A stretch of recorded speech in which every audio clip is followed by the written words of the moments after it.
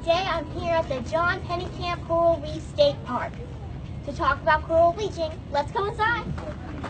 Okay, as you can see here in this wonderful exhibit, there are some examples of bleached coral, there are some tangled fishing nets, there are some old bottles, and all the litter. All of this is threats to the reef. Coral bleaching is often attributed to climate change. Scleractinians in most corals are very sensitive to changes in the water. When the water is too warm, the coral bleaches. But it's not always caused by warm water. In 2010, here in the Florida Keys, cold water caused corals to bleach. Another event that causes corals to bleach is ocean acidification.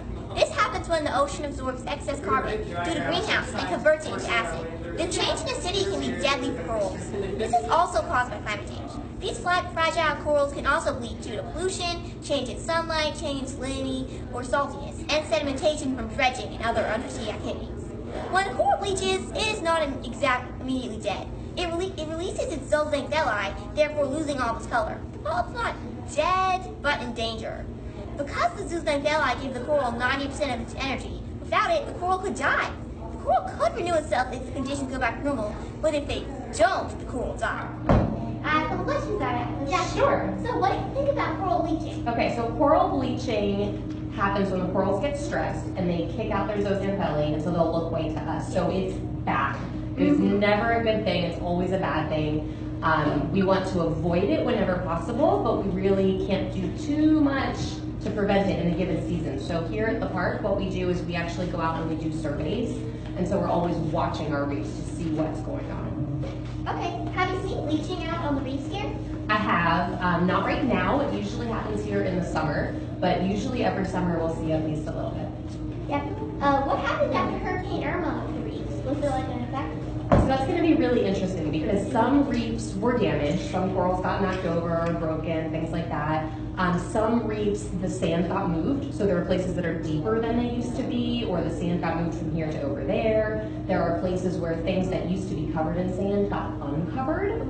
So it's going to be really interesting because obviously the corals that broke or died, that's bad, but the uncovering and the moving of the sand, we're not really sure yet if that's going to be good or bad in the long run, so we're just going to have to wait and see. Interesting. And what do you think the future for the reefs here is? The future for coral reefs is a little bit scary.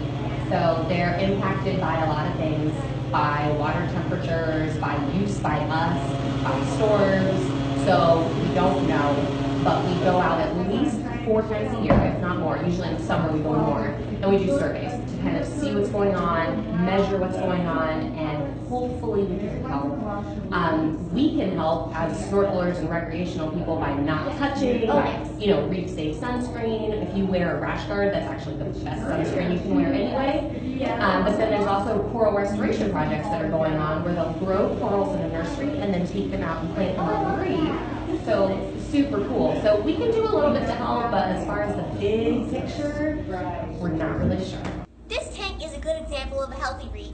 You can see the corals, you can see many different diverse species of fish. This is what a healthy reef should look like.